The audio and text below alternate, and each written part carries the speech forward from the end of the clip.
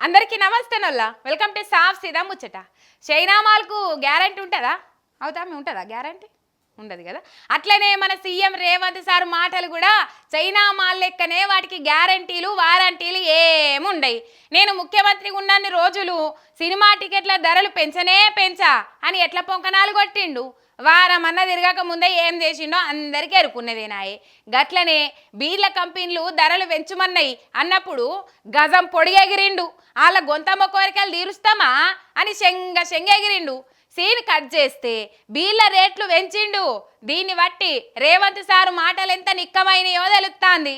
పాపం కష్టాలున్న బీర్ కంపెనీలను ఆదుకునేందుకు చాలా చెమటల దార వస్తుండు కదా మన ముఖ్యమంత్రి సారు. తాగేటోళ్ళు ఎట్లయినా ఎంతైనా తాగుతారు. అదే అమ్మేటోళ్ళు అగ్వక అమ్ముతే వాళ్ళకి ఎట్లా నడవాలి కంపెనీలు? పాపం ఓ పూట తినక మంది తాగేదందుకు మందు తయారు చేసిన వాళ్ళు ఆయే. ఇక వాళ్ళ కష్టం వస్తే రేవంత్ సార్ కలుక్కుమనదా? అందుకేనేమో తెలంగాణలో 15% బీర్ల రేట్లు పెంచిండు. సిగ్గు లేదాయే జీడిగింజ అంటే నల్లగున్న నాకేం సిగ్గు అన్నట్టు గిదే రేవంత్ సారు బీఆర్ఎస్ సర్కారు ఉన్నప్పుడు ఏమన్నాడు? బీర్ల ధరలు పెంచి సర్కారు నడుపుతుండని ఎక్కిరిచ్చిండు. మరి ఇప్పుడు తమరు చేస్తుంది ఏంది సారు? తమరు చేస్తే సంసారం మంది చేస్తే అదేందోనా?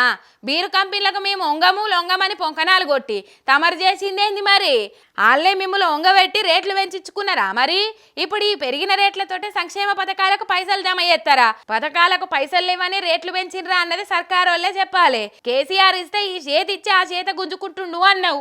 మరి ఇప్పుడు నువ్వు గుంజుకునుడే గాని ఇచ్చుడైతే లేదు కదా అని దెప్పి పొడుస్తుండ్రు దినాం తాగి సర్కారుకు పన్నులు కడుతున్నోళ్ళు.